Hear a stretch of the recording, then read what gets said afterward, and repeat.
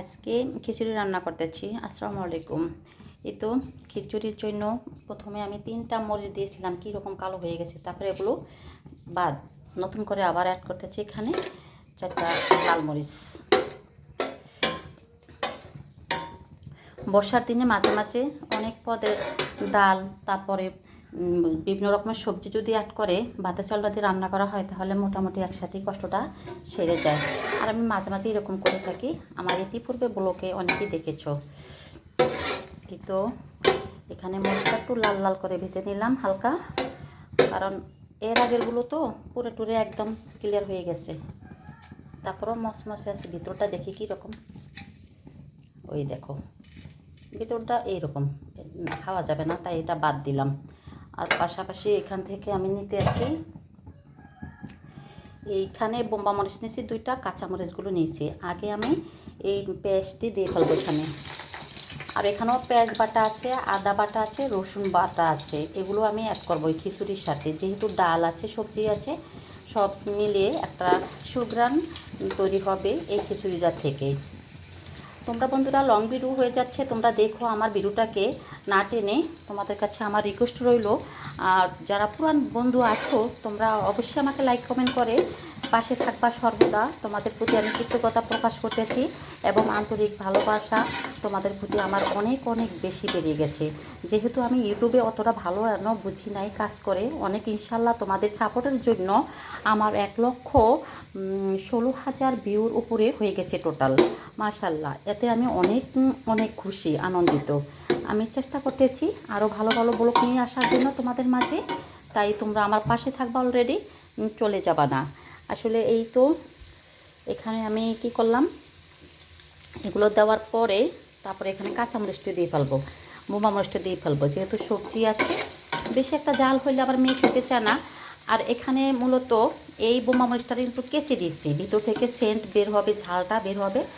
আর এই যে লাল মরিচটা, এটা থেকেও একটা সেন্ট আসে, ভাজা ভাজা পোড়া পোড়া। কাঁচা মরিচটা থেকেও একটা সেন্ট আসে। তাই আমি এরকম এখানে 3 ধরনের মরিচ অ্যাড করেছি বন্ধুরা, তোমরা ইচ্ছে করলে অ্যাভয়েড করতে পারো। আমার কাছে তো ভালো লাগতেছে, তাই আমি এগুলোই বরাবর করে থাকি এরকম। আর পাশাপাশি এরকম এখান থেকে কিছু মশলা দিব, যেটা আমি বেটে রেখেছি। সবটা দিব না, অল্প পরিমাণে দিব। এই তো দিয়ে ফেললাম। ইউটিউবে যারা কাজ করতেছে তারা লং ভিডিও করে, পুরানো ব্লগার, তাদের অনেক অনেক সুন্দর সুন্দর ব্লগ দেখে আমারও খুব ভালো লাগে। আমারও ইচ্ছে করে আমি এরকম একটা মাটির চুলা বানিয়ে, এরকম ঘর বানিয়ে সুন্দর করে ব্লগ ছাড়ি। আসলে আমাদের তো জায়গা সীমিত, তারপরেও চেষ্টা করব তোমাদের মাঝে সুন্দর সুন্দর ভিডিও নিয়ে আসার জন্য।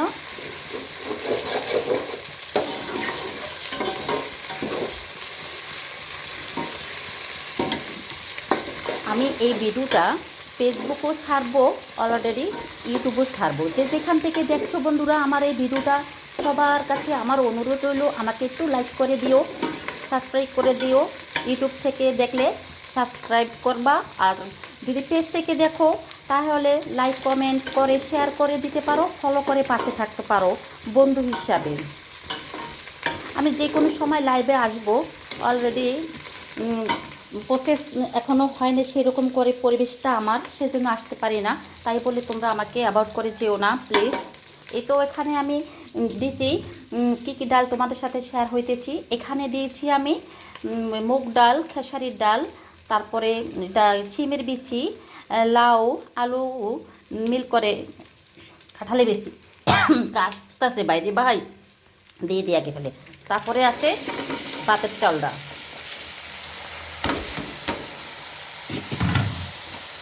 এটাকে আমি ভাজা ভাজা করে নিব।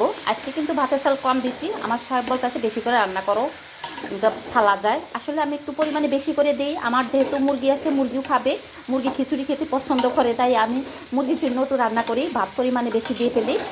আর আজকে কিন্তু অতটা বেশি দেওয়া হয় নাই, সবজিটাই অ্যাড করেছি বেশি। এখানে পাতলা খিচুড়ি করব আমি, আর সাথে তোমাদের মাঝে একটা জিনিস শেয়ার হইতেছি, কত ধরনের ভর্তা করলাম। এখানে আমি লাইটটা দিয়ে নিই আগে, তারপরে তোমাদের মাঝে শেয়ার হইতেছি।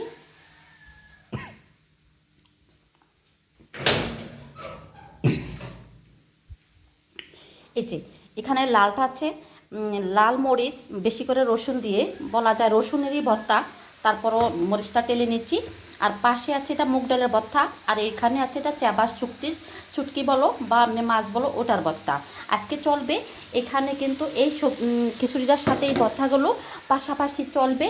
আর ডিম সিদ্ধ, এটা আগে ডিম ছিল ঘরে, যখন মুরগির ডিম পারে নাই তখন এই ডিমগুলো কিন্তু আমার সাহেব এনেছিল। এখন আমি দেশি মুরগির ডিম আমার আছে, আমি 2টা ডিম খেয়ে ফেলেছি সিদ্ধ করে আগেই। আর এগুলো আগে থেকেই ঘরে যেহেতু জমা আছে, এগুলোর আগে খেয়ে ফেলতে হবে, তাই নিয়ে আসছি। বন্ধুরা, আমার এই পরিপূর্ণ কাজটা শেষ হতে আরও লং হয়ে যাবে, যেহেতু আমি নতুন এখনও ভালো করে কিছু বলতে পারছি না, তাই আমি সম্পূর্ণ ভিডিওটা তোমাদের মাঝে এখনও দেখাতে পারছি না। চেষ্টা করব আগামীতে যেন সুন্দর করে এই ব্লগ তৈরি করে তোমাদের মাঝে আসতে। তোমরা এতক্ষণে যারা দেখেছো, অনেক অনেক শুভেচ্ছা, শুভ দুপুর, আল্লাহ হাফেজ।